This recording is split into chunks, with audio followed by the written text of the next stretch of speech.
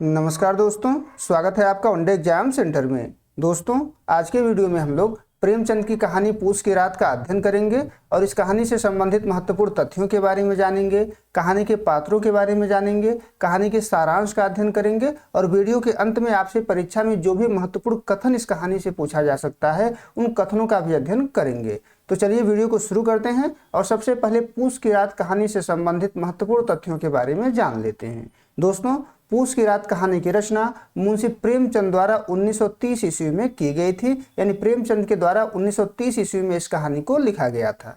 यह कहानी सबसे पहले तात्कालीन प्रतिष्ठित पत्रिका माधुरी में प्रकाशित हुई थी। माधुरी में ही सबसे पहले इसका प्रकाशन किया गया था। वर्तमान में यह प्रेमचंद की कहानियों के विशाल संग्रह मानसरोवर के भाग 1 में संकलित है। मानसरोवर, जिसमें प्रेमचंद के लगभग 300 कहानियों का संकलन किया गया है, कुल 8 भागों में इसका प्रकाशन किया गया है। पहले भाग में यह कहानी संकलित है। यह कहानी भारतीय साहित्य की यथार्थवादी परंपरा की एक सर्वश्रेष्ठ रचना मानी जाती है। इसमें मुख्य रूप से हल्कू नामक एक किसान की व्यवस्था और तत्कालीन कृषि व्यवस्था की समस्याओं को दर्शाया गया है। यानी प्रेमचंद ने इस कहानी में किसानों के जीवन की समस्याओं को लेकर के, कृषि व्यवस्था से संबंधित समस्याओं को लेकर के कहानी को लिखा हुआ है। इस कहानी की जो भाषा है उसको हिंदुस्तानी के नाम से जाना जाता है। इसमें हिंदी और उर्दू मिश्रित शब्दों का प्रयोग किया गया है, जो प्रेमचंद की एक खास पहचान है। यानी प्रेमचंद ने अपनी रचनाओं में हिंदी और उर्दू के शब्दों का प्रयोग किया हुआ है। आगे बढ़ते हैं, पात्रों के बारे में जान लेते हैं। इसमें जो पहला पात्र है वो हल्कू नामक किसान है, जो मुन्नी का पति है और यही कहानी का नायक भी है। मुन्नी हल्कू की पत्नी है और कहानी की नायिका है। सहना है जो साहूकार है, जो रुपया उधार दिया हुआ है।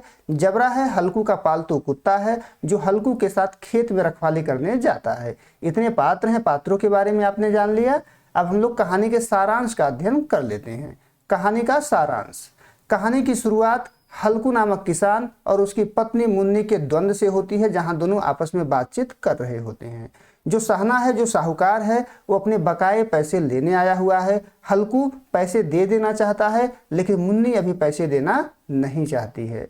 मुन्नी ने पाई पाई जोड़कर 3 रुपए एक कंबल खरीदने के लिए रखे हुए थे, ताकि हल्कू पूस की रातों में खेत की रखवाली कर सके। लेकिन हल्कू मजबूरी में वे पैसे सहना को दे देता है। वह सोचता है कि अगर पैसे नहीं देंगे तो सहना गाली गलौज करेगा और इसी डर से सहना को वो पैसे दे देता है। अब कहानी के दूसरे भाग की शुरुआत होती है, जहां हल्कू जो है अपने कुत्ते जबरा के साथ खेत में रखवाली करने गया हुआ है।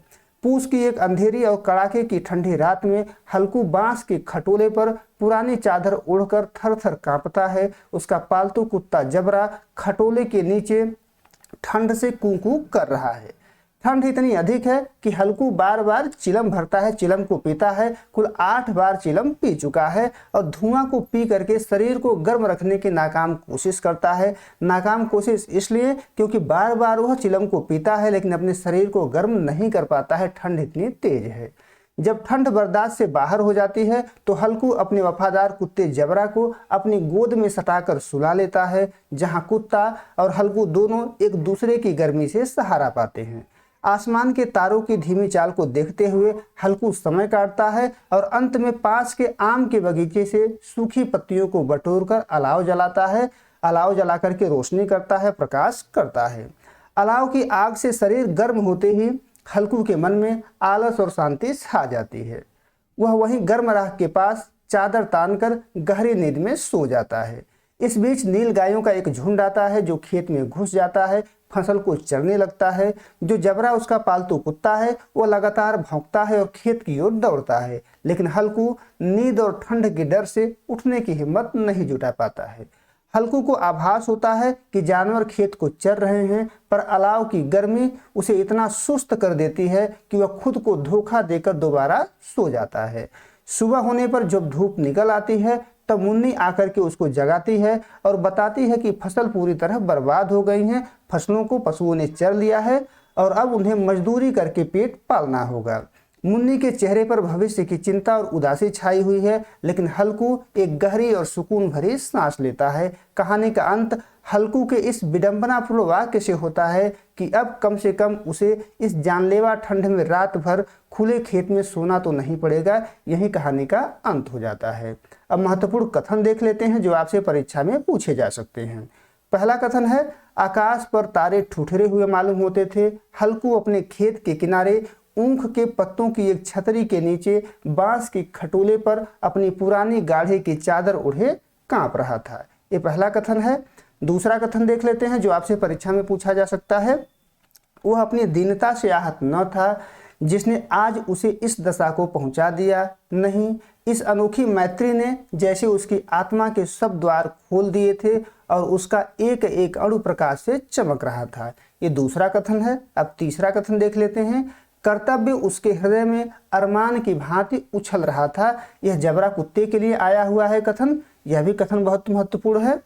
अगला जो कथन है वो है अकर्मण्यता ने रस्सियों की भांति उसे चारों तरफ से जकड़ रखा था। यह जो है हल्कू नामक किसान के लिए कथन आया हुआ है। तो ये महत्वपूर्ण कथन थे जो आपसे परीक्षा में पूछे जा सकते हैं। उम्मीद है आपको ये वीडियो पसंद आया होगा, आप कहानी को पूरी तरीके से समझ पाए होंगे। अगर वीडियो अच्छी लगी तो चैनल को सब्सक्राइब कर लीजिए, वीडियो को लाइक और शेयर कर दीजिए। बहुत बहुत धन्यवाद।